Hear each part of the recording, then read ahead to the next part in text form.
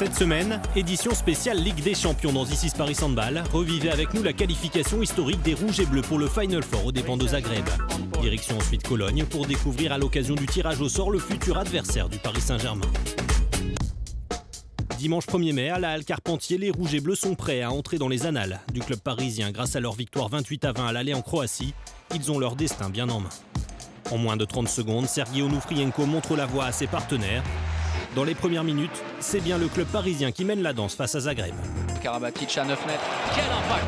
Nikola Karabatic 5 buts, mais surtout Onufrienko 7 buts font trembler les filets croates. Luca Ballo et ses partenaires entretiennent un petit matelas de 2 à 3 buts d'avance et virent en tête à la pause, 16 à 13. Cambrai sur la contre-attaque à l'opposé, le coup de fou et la conclusion de Luca Ballo pour reprendre l'avantage. La seconde période est spectaculaire et très disputée. Zagreb parvient à prendre l'avantage, profitant d'un trou d'air parisien. Mais les Rouges et Bleus recollent au courage. Mikkel Hansen remet les deux équipes à égalité à moins d'1 minute du terme. Score final, 32 partout. C'est fait, Paris est qualifié pour le Final Four, direction Cologne. Félicitations à tout le monde. Ça, c'est historique résultat pour le club. Premier Final Four, je pense que c'est un club très très jeune. C'est le plus important, c'était de se qualifier ce soir pour Cologne. C'est un match nul, bien sûr.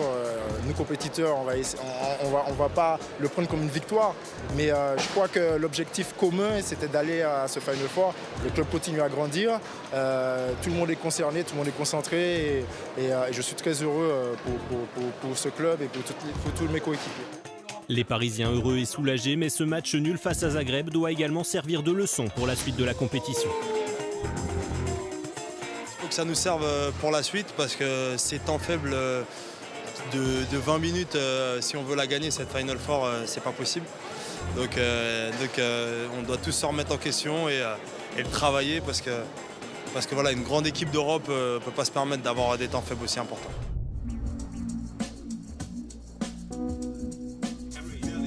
Paris n'est donc plus qu'à 2 marches d'un premier sacre continental.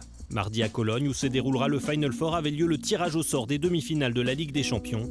Kiel et Veszprém, il ne reste à ce niveau de la compétition que des adversaires de poids pour le Paris Saint-Germain.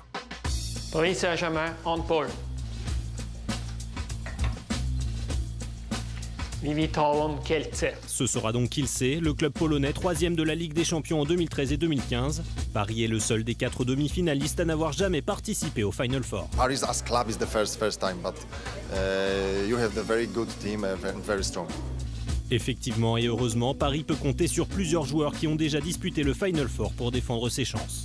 Sur Luca Ballo, Thierry, Omeyer, Nicolas, Mikkel, qui l'a déjà joué, notamment Daniel Narcisse évidemment.